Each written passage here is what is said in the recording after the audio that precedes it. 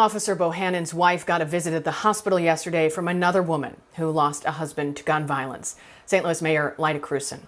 Our Casey Nolan has the message she shared with Bohannon's widow and the one she has for the entire department.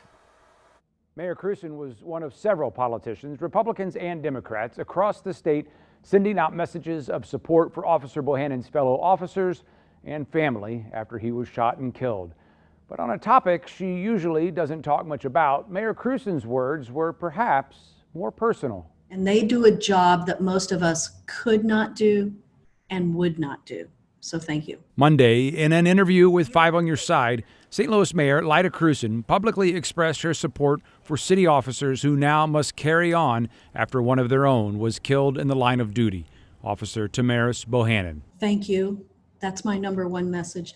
Number two, of course, rely on your training, rely on your tactics. Privately, the day before at SLU Hospital, she met with Officer Bohannon's widow. There are no good words in these moments of crisis.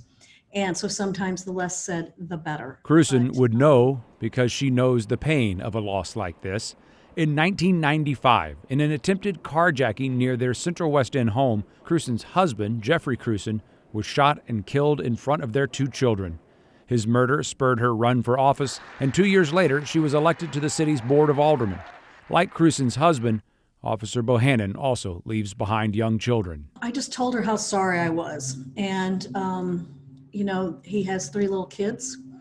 And just how sorry we are and anything that we can do to help support their family at this terrible time and going in the future. Krewson's experience also informs her rejection of the call to defund the police in order to increase funding for jobs officers are asked to do but may not be trained to do. I do believe that we need more funding for mental health. We need more funding for addiction.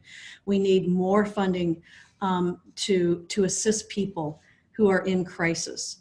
But I do not believe we need less funding for the police department. Casey Nolan, 5 on Your Side.